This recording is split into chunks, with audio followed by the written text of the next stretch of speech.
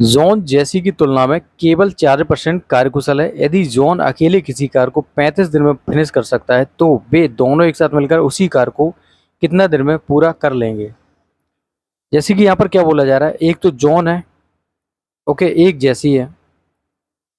तो बोला जा रहा है कि जॉन जो है वो जेसी की तुलना में केवल 4% है। इसका मतलब ये कि जेसी अगर 100 है तो जॉन जेसी का केवल कितना है, 40 है।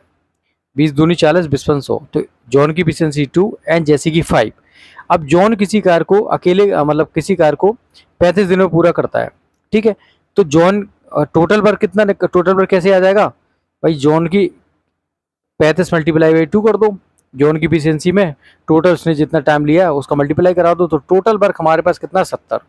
तो टोटल वर्क हमारे पास 70 दे रखा है।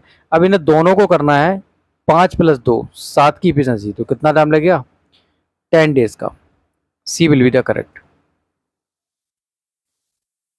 कमल किसी कार्य को 14 दिन में पूरा कर सकता है। बिमल कमल से 40% अधिक कार्यकुशल है। बिमल अकेले उसी कार्य को कितने दिन में पूरा कर सकता है। देखिए क्या बोला है, बिमल कमल से 40% अधिक कार्यकुशल है। ये हो गया कमल, ये हो गया बिमल। जो बिमल है कमल से 40% अधिक कार्यकुशल है कमल से। तो कमल अगर 100 है तो बिमल कितना है, 140। 20 × 100 20 × 140। तो इनकी इफिशियंसी जो है वो 5 और 7 की है। अब कमल किसी कार्य को 14 दिनों में पूरा कर सकता है, तो कमल की एफिशिएंसी कितनी रखी है, 5। तो टोटल वर्क कितना आ जाएगा, 70। भाई 14 × 5 = 70।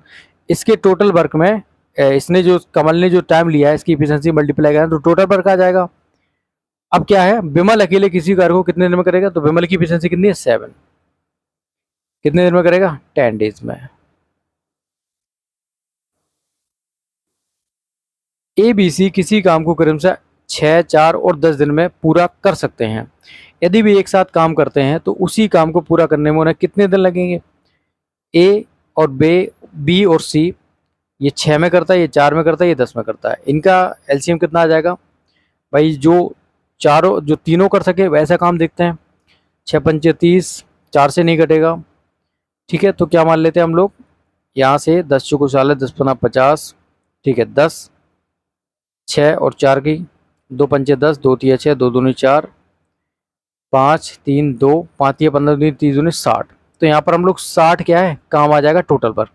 तो ए की एफिशिएंसी 10 और बी की एफिशिएंसी कितने, 15 एंड सी की एफिशिएंसी कितनी आ जाएगी, 6। तो बोला जा रहा है कि इस 60 काम को ये तीनों मिलकर कितने दिन में कर लेंगे, तो 10 15 25 6 31। तो ये कितनी बार जाएगा, वही 1 टाइम चला जाएगा, 31 एकम 31, फिर क्या बचेगा, 29/31।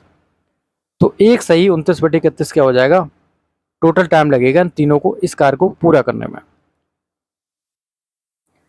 एक एक निश्चित कार्य को 18 दिन में पूरा कर सकता है। बी ए से 40% अधिक कार्यकुशल है। भाई बी जो है वो ए से 40% अधिक कार्यकुशल है। तो ए अगर 100 है तो बी कितना है, 140। बी की एफिशिएंसी 7 और ए की एफिशिएंसी 5। अब ए किसी निश्चित कार्य को 18 दिन में पूरा कर सकता है। ए 18 दिन में पूरा कर सकता है तो ए की एफिशिएंसी कितनी दे रखी है, 5। तो टोटल वर्क हमारे पास क्या आ जाएगा भाई, ए की एफिशिएंसी 5 दे रखी है और उसका जो कार्य करने में पूरा समय लिया गया कितना समय है, 18। तो टोटल वर्क आ जाएगा 90।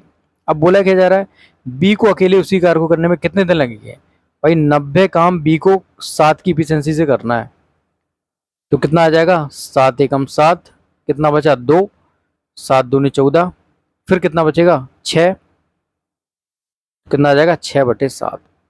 तो 12 सही, 6/7 क्या है, उसको दिन लगने वाले हैं बी को। ए विल बी द करेक्ट।